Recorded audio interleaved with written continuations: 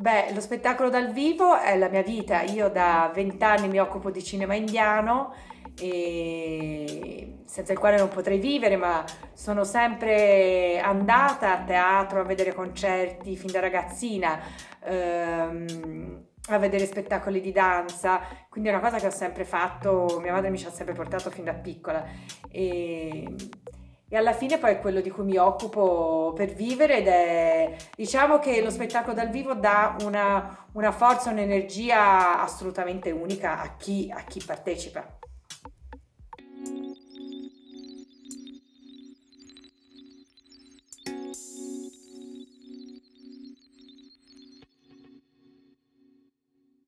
Fin da quando ero piccola sono stata portata da mia madre a teatro e concerti e quindi questa cosa mi ha senz'altro influenzata. Poi gli studi che ho studiato comunque al DAMS di Bologna, ho fatto una tesi in drammaturgia, ho fatto un po' di teatro, quindi questo spettacolo dal vivo è stato ricorrente nella mia vita e nei miei studi. E poi mi ci sono ritrovata quasi un po' per caso a occuparmi di cinema, ma sempre iniziando con uno spettacolo dal vivo, cioè con nel 98 in effetti ho invitato ho organizzato delle proiezioni di film indiani, di un film indiano accompagnato da pittori che dipingevano live dei grandi manifesti indiani 6 metri per te con il loro stile un po' kitsch e colorato, manifesti di cinema e quindi quello era uno spettacolo dal vivo.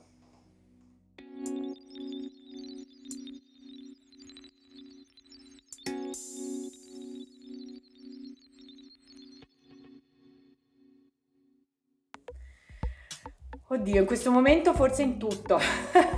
È un momento, no, è un momento in cui siamo molto sospesi, in cui non sappiamo bene cosa succederà, ma è un momento che non tornerà più perché tutto il tempo che abbiamo ehm, per pensare a quello che vogliamo, quello che non vogliamo più, a mettere in moto la creatività e le idee, non tornerà più questo momento. È, devo dire, francamente molto difficile anche concentrarsi perché la particolarità del momento lo rende difficile.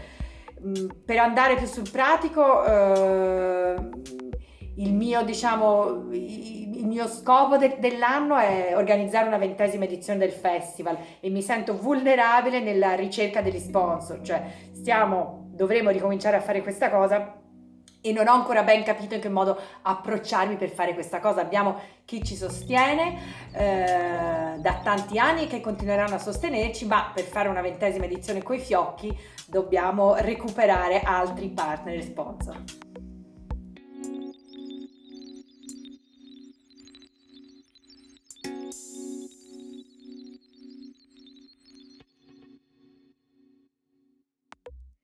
Beh, nasce assolutamente per caso. Nel 1998, l'anno in cui mi sono laureata, ho anche organizzato una mostra di manifesti di cinema indiano in una ex chiesa qua a Firenze, quindi grandi manifesti dipinti a mano 6x3, colorati, kitsch, rappresentativi del cinema indiano e fu un successo. L'estate successiva, durante l'estate fiorentina, capitanata da Sergio Staino, in uno spazio estivo molto grande, un cortile, abbiamo ospitato quei pittori, quegli artisti a fare un live show e a dipingere dal vero dei manifesti che rappresentavano film italiani di quei giorni, di quell'anno, con il loro stile kitsch e colorato. E quello fu sempre enormi 6x3, quello fu un evento, le persone che erano lì se lo ricordano ancora, in quell'occasione l'intero ambiente fu indianizzato con musica, cibo e proiettammo anche un film indiano in VHS. E da lì ci siamo detti, ma perché no un festival di cinema indiano? E un anno e mezzo dopo c'è stata la prima edizione di River to River, il primo festival di cinema indiano fuori dall'India, totalmente dedicato appunto ai film indiani.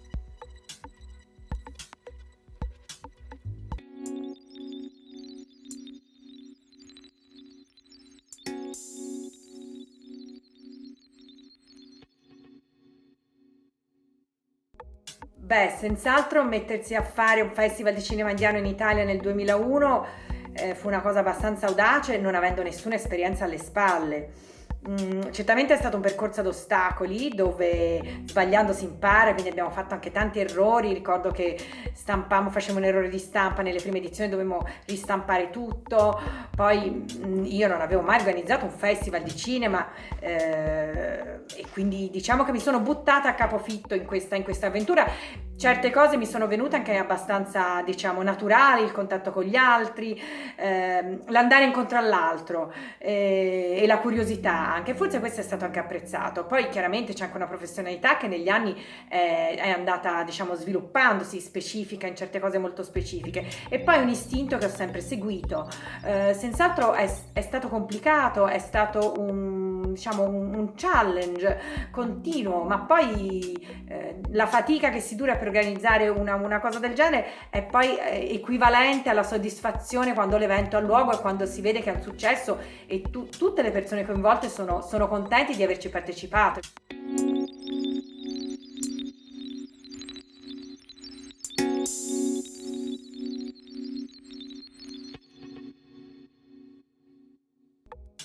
Sono assolutamente convinta che una cultura multiculturale vada bene, sia assolutamente da non perdere. Interazioni multiculturali sono importanti per tutti noi, arricchiscono sempre. Certamente quello che ci dà una lezione questa esperienza, diciamo brutta, negativa, a cui siamo tutti costretti, è il fatto di andare un po' più lentamente, di prendersi il tempo per pensare, per agire, per fare dei ragionamenti, non andare sempre in fretta e furia, non correre come dei forsennati in continuazione a prendere aerei, treni, con una specie di ansia e di così quasi da prestazione, insomma, di dover sempre rincorrere qualche cosa. Quindi prendersi il tempo per fare bene le cose e dedicare il giusto tempo a tutto, al necessario, alle cose necessarie. Un momento come questo non tornerà più. Abbiamo tantissimo tempo in cui da una parte è difficile concentrarsi perché la situazione di stress non aiuta, ma d'altra parte quando ci si riesce abbiamo la possibilità di lasciar libero sfogo alla fantasia, alla creatività e a pensieri ai quali magari non avevamo forse mai avuto il tempo o posto l'attenzione.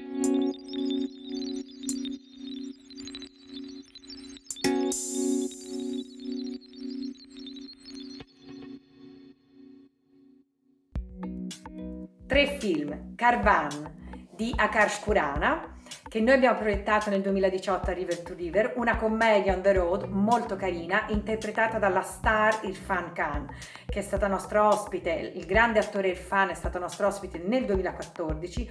Ahimè, Irfan è mancato qualche giorno fa, e quindi questo mi rende ancora più felice nel consigliarvi un suo film.